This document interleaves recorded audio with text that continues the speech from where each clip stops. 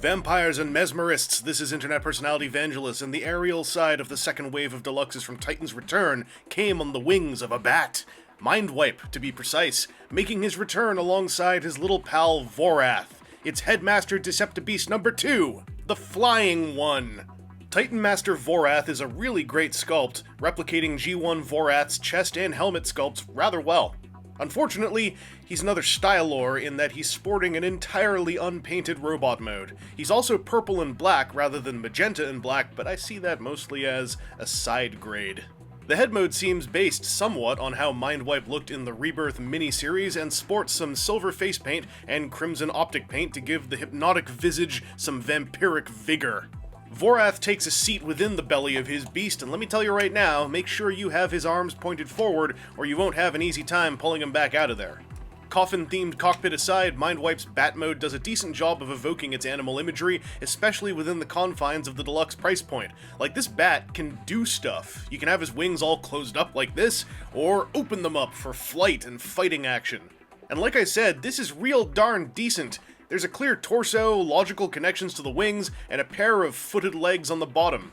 The bat head has a good shape, and the whole design is covered in sculpted detail, with paintwork focused mostly on providing definition to the wings.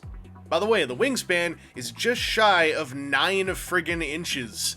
It's in back where things look a little messier. The robot feet hang off far more obviously from this angle, and the weapons try to form a sort of tail. It looks like weapons rammed into a robot bat's butt. And the miniature wings that are meant for robot mode kinda just chill out back here looking a little out of place. Bat mode articulation is better than you might expect, with 1, 2, 3 hinges per wing. This allows for a lot of awesome curvature, adding an organic feel to your flapping poses. The mouth can open and close, too. Unfortunately, Mindwipe falls just shy of some real deluxe price point magic, and his head is unable to look up for proper forward flight postures. Oh well, it's still a solid passing grade, and I don't even give out grades! The transformation is the highlight of this figure for me, and it's not just because the bat legs turn into the robot arms. No, it's because of what the wings do. Their articulation is a byproduct of the genius idea they employ, wherein they wrap themselves up to form Mindwipe's entire lower leg sections. The softer PVC material of the wingtips makes for a nicely solid tab slot connection to hold it all together, and the way this prevents the robot from having big obvious beast mode wings of its own is my kinda creative use of mass in a transforming action figure. Also, Vorath plugs into his Titan Master neck connector properly solid, and without any trouble, once you get the weapons unplugged and out of the way. Mindwipe maintains good old-fashioned details like his little brown wings and specifically shaped purple chestplate, and is otherwise a solid modernization of the G1 original, despite more creative liberties taken in the legs especially. His black and purple color layout contrasts nicely, and with the additions of silver and brown paint, I feel like there's enough going on to maintain my visual interest.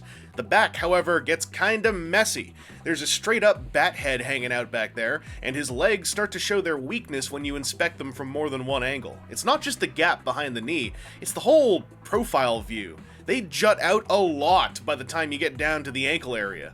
The bat head kind of hides amongst the robot wings, but the legs get bell-bottomy in a bad way. I still think the wing curling into legs idea is great though. Now, that weapon tail mush, it splits apart into a gun and a thing.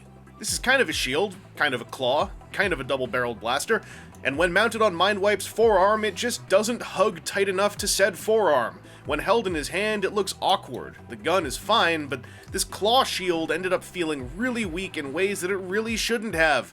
A friggin' claw shield should be a recipe for success on its made-up name alone. It is also Mindwipe's requisite chair gun turret assembly, and in that regard, it works out fine. In fact, you can use its beast mode peg hole to give Mindwipe some movie lockdown headcanon action, and that's never a bad thing in my book. Mindwipe's Titan Master head looks left and right. It gets a little bit of ball socket use to tilt, a little bit to look up, maybe just a little tiny bit to look a little bit down. Not a whole lot, but enough for a few expressive options if you get the angles right. His ball socket shoulders can go into a full T-pose. They can go forwards and backwards, and if you want them to go even farther than this, you can use the transformation joint for, some of this, like, I'm a vampire! He's got double-jointed elbows from the transformation. He's got a hand that folds away. That's a piece of articulation if you really want it to be. Give him a sword or something. He's got bicep swivels, again from the transformation. He's got a waist joint, just fully dedicated, very pleasant. I dig it. His universal hips can kick forwards and backwards. They can do beyond the full Van Damme. He can actually strike people with his undercrotch. He's got thigh swivels. He's got knees that can bend past, just a touch past 90 degrees. But he's got that thing where his lower legs are so enormous and the knee is visually so high that if you bend his leg like this, to me that doesn't look like a whole lot's happened, even though his knee is almost bent like a full 90 degrees and sticking forward. If the knee joint visually had just been a little bit lower, like if these silver boxes were here and that's where the knee bent, I think it would have looked a bit more dynamic. Then his ankles, due to the transformation, can go forwards and backwards a little bit, and this is the biggest problem with this guy's robot mode. This is really loose. It's just a friction joint. It's tightenable, sure, but if you just try to stand him in a normal akimbo posture, he tends to sag backwards and balance on the wingtips, using those kind of as heels. Except the shape of his feet and just the way this guy works, it doesn't feel like that's nominal, you know? So while I could go in there and tighten things, like, it's just, that's kind of the one bummer about this guy, is that all this cool transformation in the legs results in legs that are kind of weak, posability-wise, to me, on a visual level. Otherwise, he does everything pretty well. It's just like, if you don't lock these things in a position like that, where they're slightly forward, and then he's like this, it can get a little bit weird. Like, for walking poses, it's fine. For action poses, it's alright. But I'm super happy that there is chatter on the market for replacement ankles.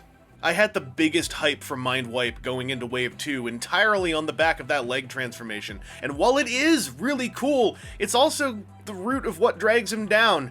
His robot mode just can't quite account for how much those calves jut out, and his ankles are 2 steps above depressing. Add to that the fact that his claw shield didn't turn out all that well, and Mindwipe ended up in a weird gray zone for me. I like a lot about him, but the parts I dislike are enormously distracting. At the end of the day, he does enough to warrant consideration. Just be aware of his limits and join me in hoping that Non-F and Glog's ankle replacements fill in one of his most critical gaps. Anyway, this has been Internet Personality Vangelus, and Jiminy Cricket, we're almost done with the OG7 Headmasters! Should I turn to science, or howl to the moon?